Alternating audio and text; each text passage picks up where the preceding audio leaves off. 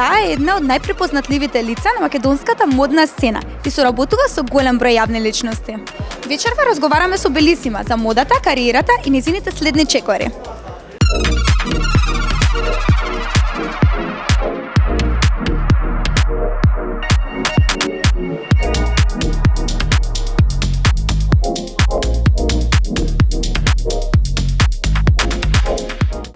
Белисима, добри дојде за прв пат во Hype Македонија. Како се чувствуваш денеска? Ти благодарам, Марија, за поканата и одлично се чувствувам. Како си ти? Јас сум одлично, не може да не се чувствуваш убаво, поготово во прекрасниот амбиент на интермецо. Како ти се допаѓа и дали доаѓаш тука? Ми се допаѓа и чест гостин сум, да. Дали преферираш ноќни забави? Преферирам. Од каде доаѓа твоето име Белисима, бидејќи често не е користено во Македонија? Тоа е италијански збор. Бела е убава, Белисима е најубава и каде потекна дедо ми така ми има крстено. Да, не е често име, мислам дека и нема друга Белисима освен тебе, да. Освен мене, така да, ете, сум уникатна. Како започна твојата приказна во светот на моделингот? Посетував курс за модели кај Мики Црнокрак и Светлана, во моментов ќе ги поздравам. 2020 започнав и таму науча како да одиме на сцена, какви се типови на одење има на сцена во зависност од каква облека носиме. Дали од секогаш знаеше дека ова е патот по кој што сакаш да одиш да чекориш? Искрено, како мала сакав да бидам глумица, ама не сум многу далеку од тој пат, така да не знаев дека ќе бидам модел. Ќе видиме, уште не знаеме каде не носи патот. Како дојде до одлуката да заминеш во Америка? Преку ноќ, искрено.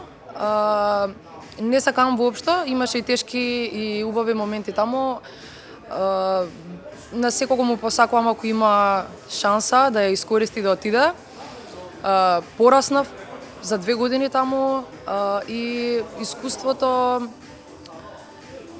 е бесценето.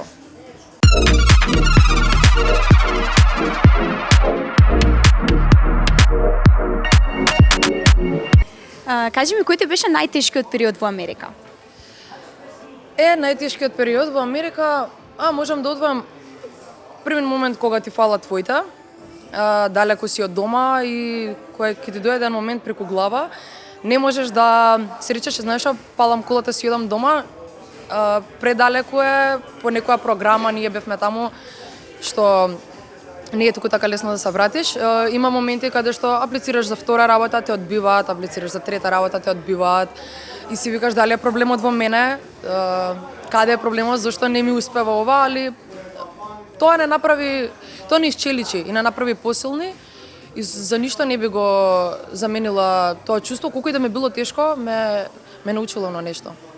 Имам слушнато дека имаш представувано таму со 18 различни карактери од луѓе, дали може да ни откриеш нешто повеќе во врска со тоа? Не се разбирам, значи да не се разбираме погрешно, немам престојувано, тие беа 18 мои цимери од различна вера, од различна националност.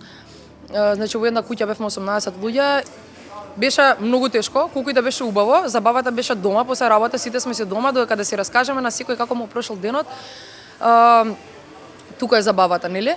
Од друга страна, со тоа различно воспитани, значи, еве да кажам, имаше деца што нивото на хигиена им беше минимално. Значи, имавме 5 глувци во куќата, поради нечија нехигиена, храна беше оставена во тенџерења, му влосана, ние ми ја фрлавме, значи, нели ке се скараш, сега ние чистиме, ти ми оставаш. Тоа беше хотично, ама на крајот денот сите си ги сакам исто и пак би го повторила истото. Колку е различен моделинг сцената во Америка споредено со Балканот? Искрено не сум го искусила тоа во Америка. Јас не бев таму како модел, така да не би знала да ти одговорам. Позната си по тоа што соработуваш со многу јавни личности, кажи ми како изгледа работата зад камерата? Сега да ти кажам за работата зад камерата како изгледа едно снимање. Шминки, фризури, запознаени сте тоа како оди, така да највеќе контакт имам со режија. тие ми кажуваат, например, оваа сцена треба да плачеш, ќе ти дадеме чаша, треба да скршиш, треба да изгледаш нервозно или треба да си пресреќна или сега треба не знам, тој човек ти фали. И сега ти у главата си правиш филм, али у принцип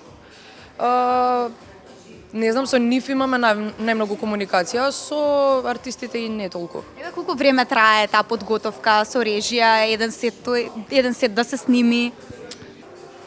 Да не кажам дека тоа може да зависи од мене, колку јас добро ќе го изглумам тоа и дали ќе имам многу повторувања, но се случувало да трае по 15 часа едно снимање. Зависи од секого се.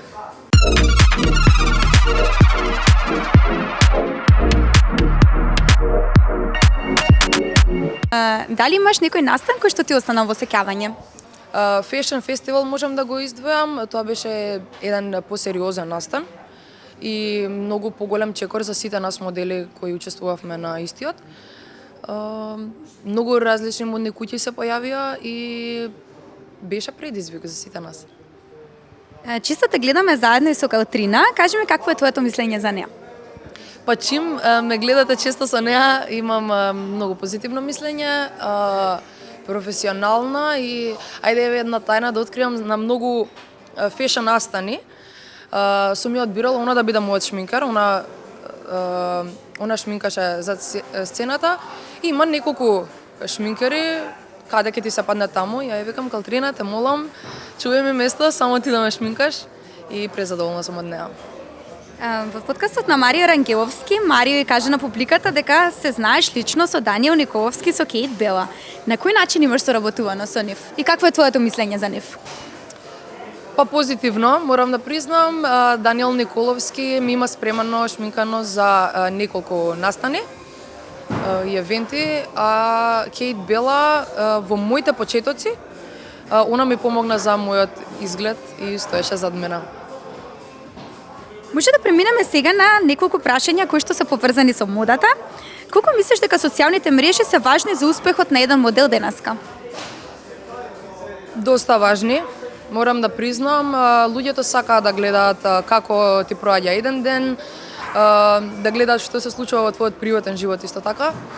Така да треба да си доста активен. Дали чувствуваш притисок постојано да изгледаш совршено?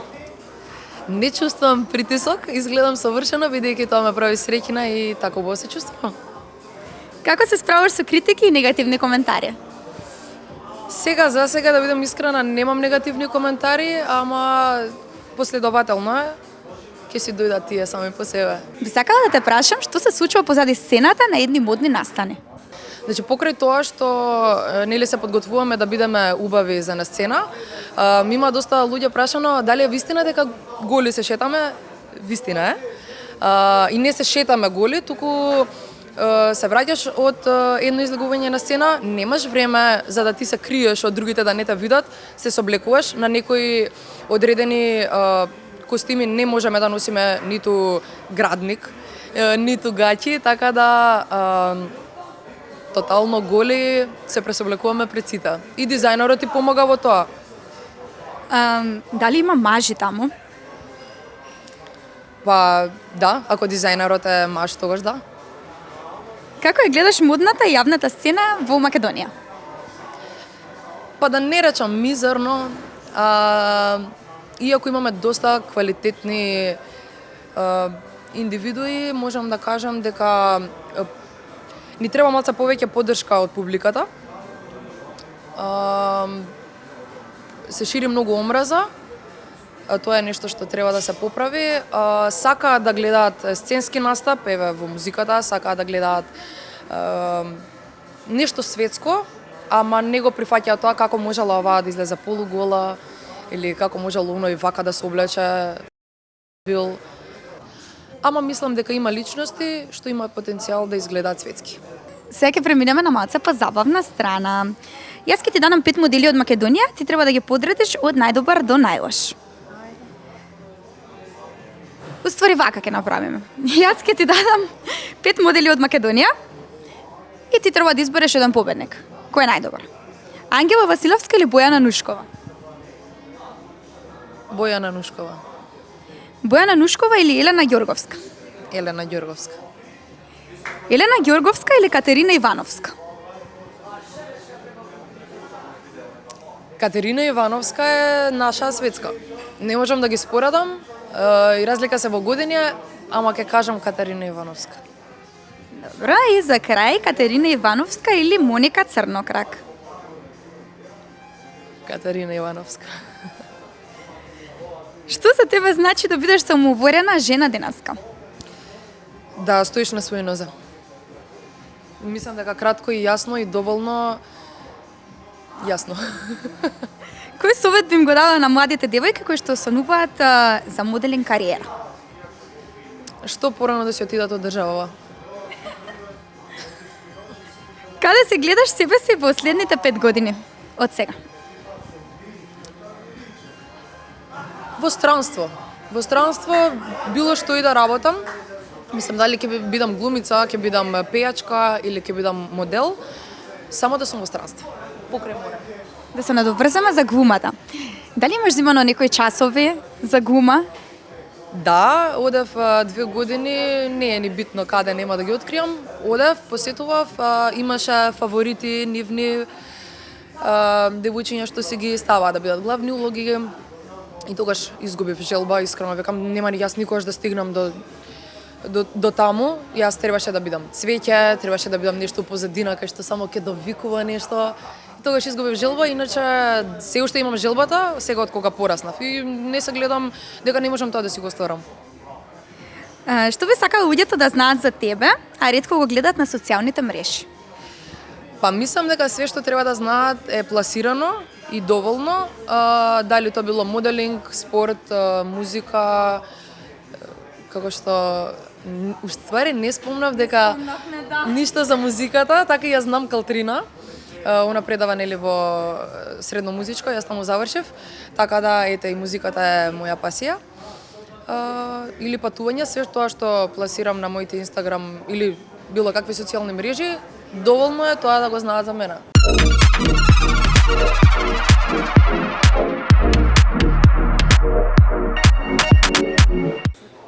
Били се ме кажи ми каков е твојот љубовен статус, дали си сама сега или пак си заљубена?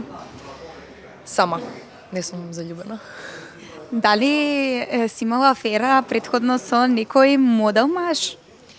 Не, модели не. Ама не значи дека не ми се пуштале или немало таков обид. Значи ти се додворувале? Да. А кој е твој тип на машко, какви мачи ти се допаѓаат? Светли очи, плав, висок, многу висок и згоден. На крајот не е ни толку битно да е паметен, да цени жената. Пошто ме праша уствари каков е мојот тип физички, можам да ти кажам, ама сега ако има кафеави очи, ама ме цени, да, го прифаќам. Како за крај би сакала да те прашам, бидејќи гледам дека позади тебе има мотор, дали имаш научено и дали знаеш да возиш мотор? Па бев приморана да научам во Италија, бидејќи имав желба да возам мотор, изнајмевме мотор, тогаш бев со тетка ми и нели ја убедив да земеме мотор, го земавме, јас не знаев да возам. Бев приморана да научам да возам, бидејќи моторот ми беше во раце. И сега знаеш да возиш мотор? Па би требало. Ке ме научиш мене? Ајде, на овој? На овој, да. Може.